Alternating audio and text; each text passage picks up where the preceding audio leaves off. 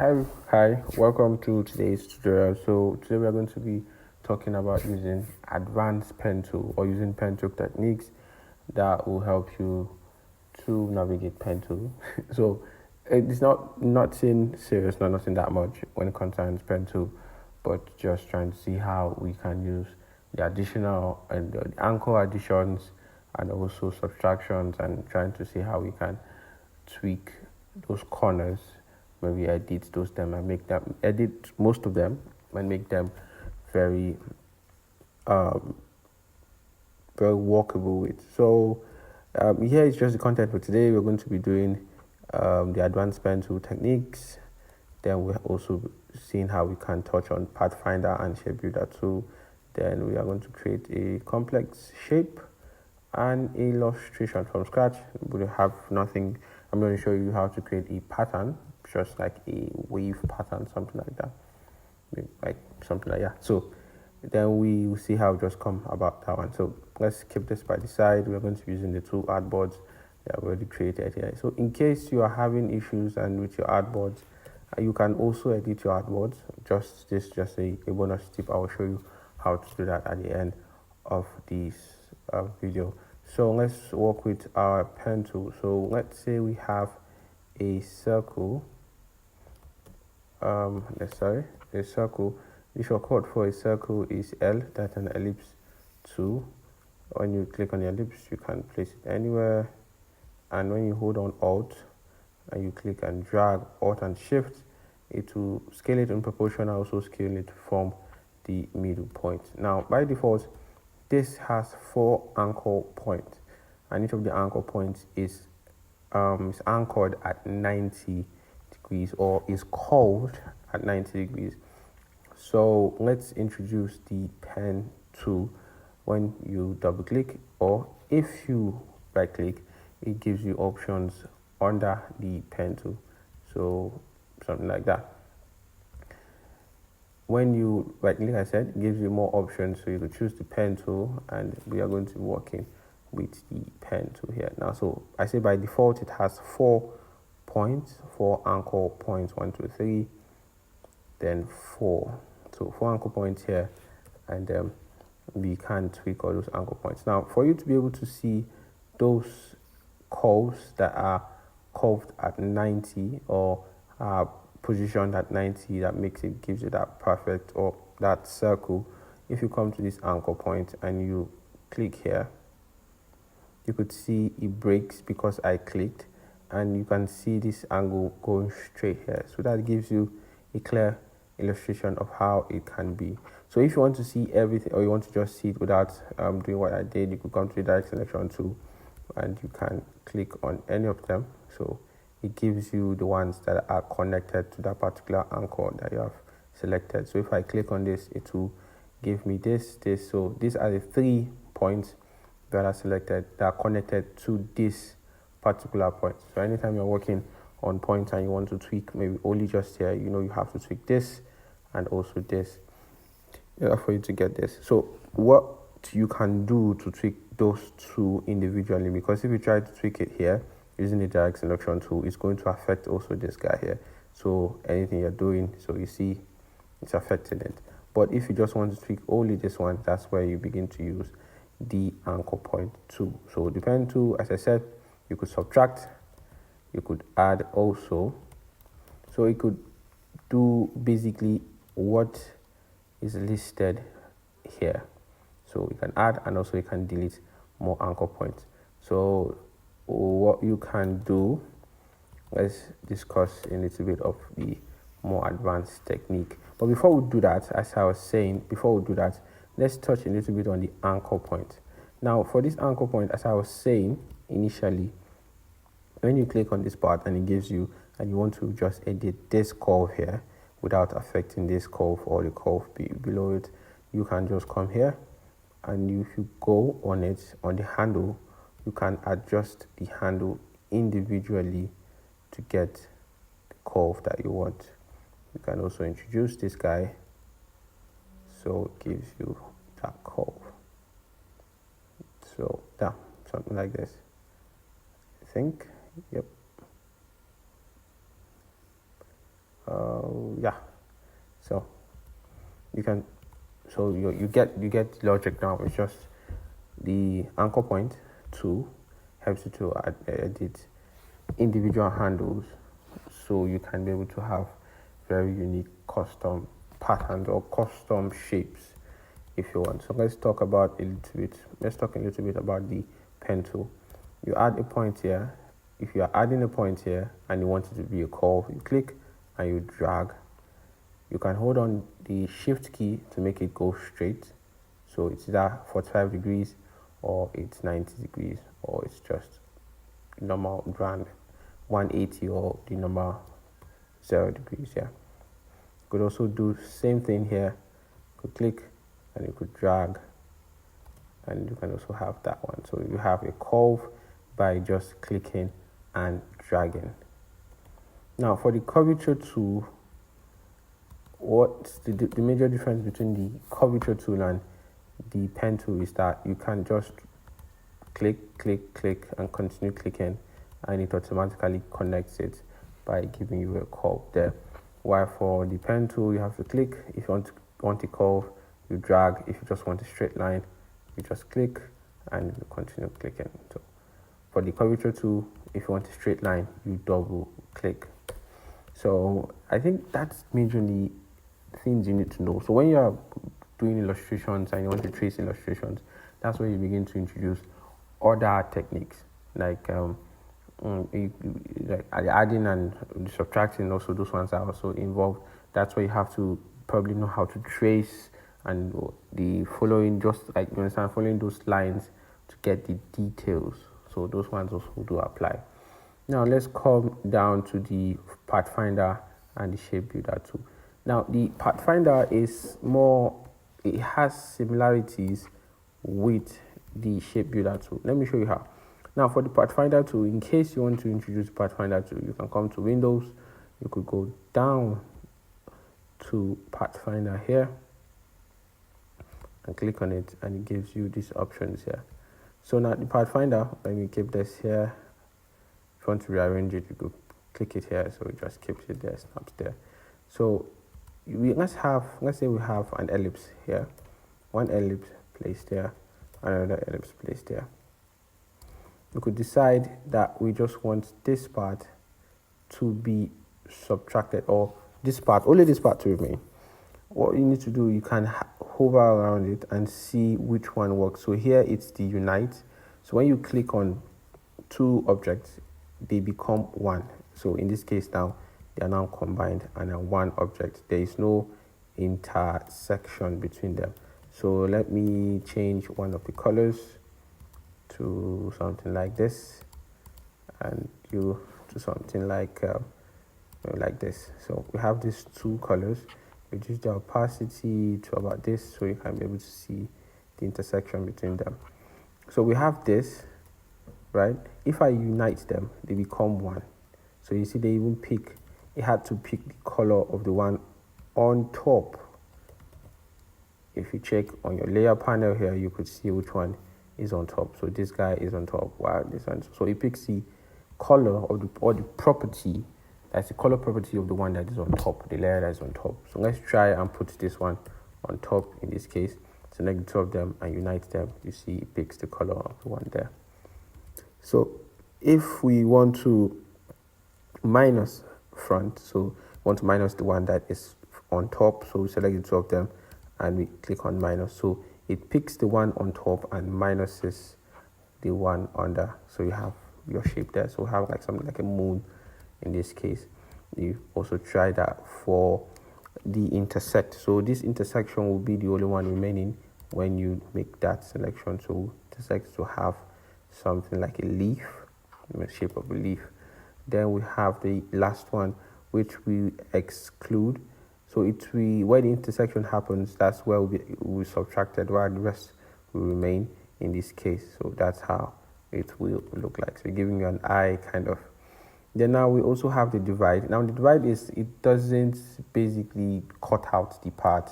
It just creates it's just like creates where there's a section where they have been divided, but it doesn't subtract or throw away a particular part. So in this case, when you click on this, something has happened. This part has been cut, this part has been cut, but they are still existing there. So you can separate them in individual parts by right clicking and go to ungroup. Then now you can move them individually to have different shapes in this case. So that's how this other section of the pathfinders work. So now I think they're now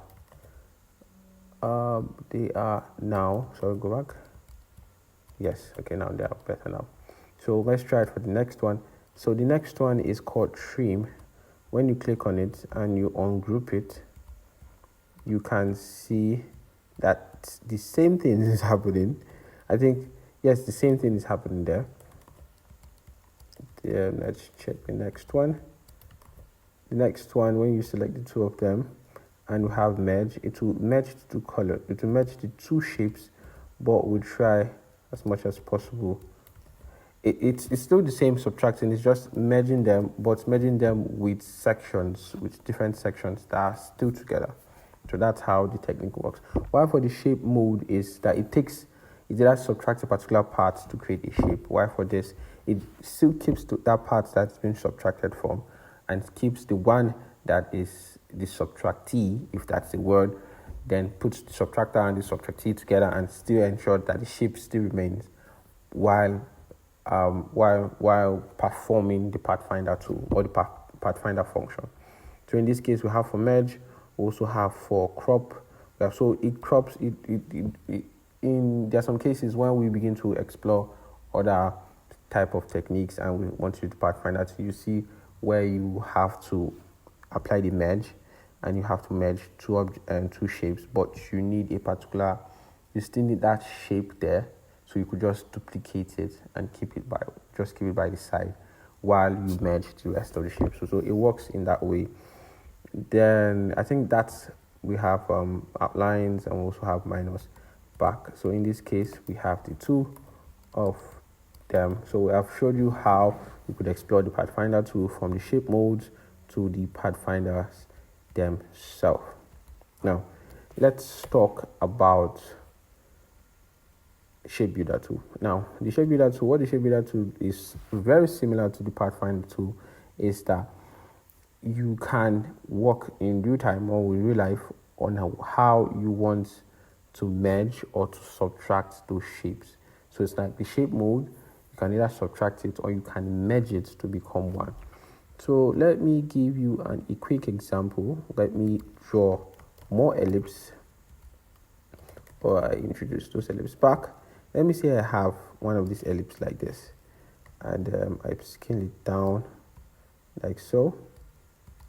I'll send this to the back, and then we also have this like so. Let's scale that. We could introduce a shade of red. We also have something like so. Let's introduce purple. Good. Now in this case, we have all this. If we want to use the shape builder tool, probably you want to use the shape builder tool to subtract just this part while we have another part here. So let me explain what I mean. So now we're going to select the shape builder tool and we want to subtract this particular part here. What we can do is that when we hold on the Alt key and we click on it, it subtracts that particular part and leaves the rest of the other parts. So where there's an intersection or where the two shapes come together to intersect, you can subtract that part while keeping the other parts there. And if you want to merge this, let me say this shape and this shape, or this shape and this shape, then you can just click and drag and they merge and become one.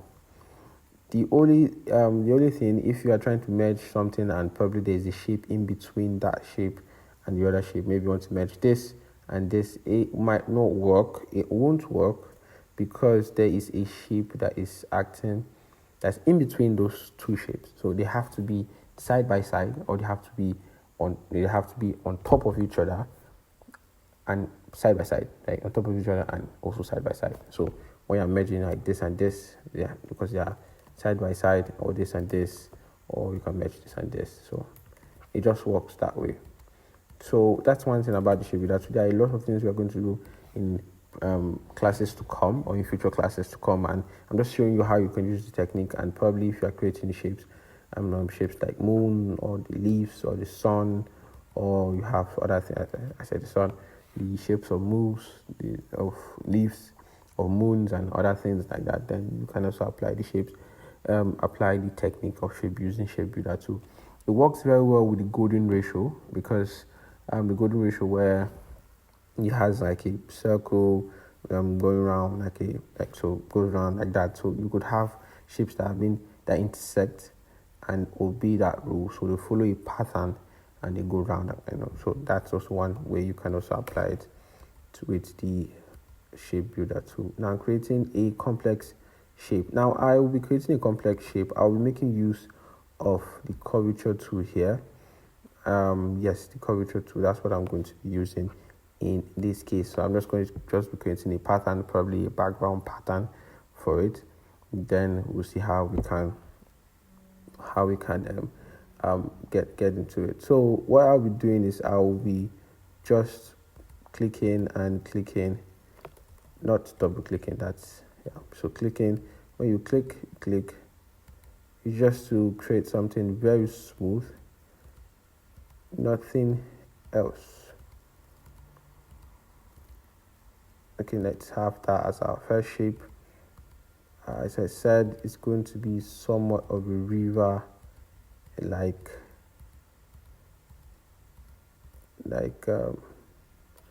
let's have that out there like this.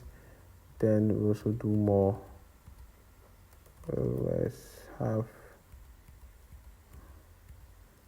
more.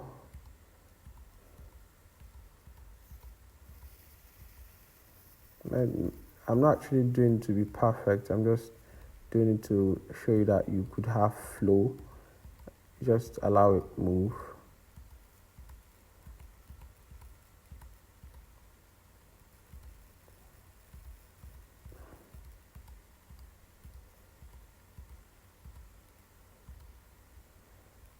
Very small patches here.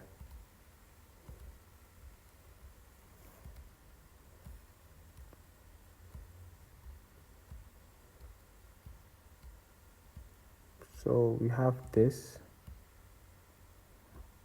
implemented. Then we could select all of them and then choose something a little bit like that, and introduce a little bit darkness to it and fade it in like that.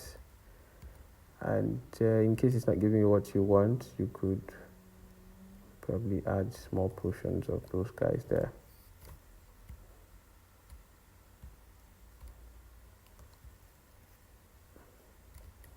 I think this can be here. Then you can create a clipping mask to have them covered like this. Click and make clipping mask, so they're just in one shape, so you could move them like that. Then now, in case you want to make this a pattern, and instead of just having the clipping shape, you just want to make this a pattern so you can apply it in different forms. Let's select all of them. We can group them and come into object. We go to patterns and we go to make. Now we say okay, and you could see how it looks like in a pattern.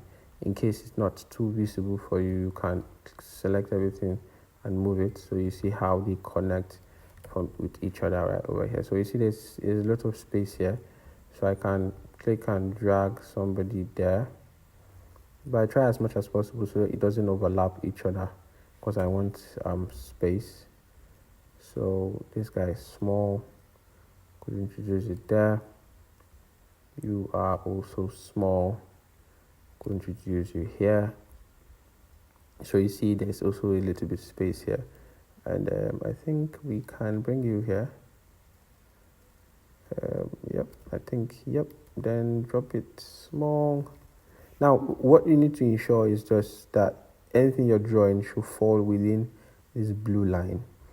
then you could see how they connect in this case. If you want, you can also add this guy here, so it automatically adds to all of them. So you could zoom out and see how it looks. So I think this is okay, and you could give it, you could say swamp. I think swamp. I don't know if I spelled it well. Okay, and you could click on done. So now anytime you want to apply that, you could keep this by the side. Anytime you want to apply your pattern, all you just need to do is come here, draw your shape if you want it to be. You can also apply it on any shape you want it to be. So an ellipse tool. You just come here, click on it, ensure it's highlighted. Come, and once you go to the swatch panel, you see a swamp. So you see the swamp there. You can click on it and it applies it. But also apply it here, swamp, and then you have your pattern being applied there. So that's how to use pattern also when creating complex shapes, and then you want them to be like the background or patterns like that. So thank you guys, or thank you for watching, and then I will see you in the next video.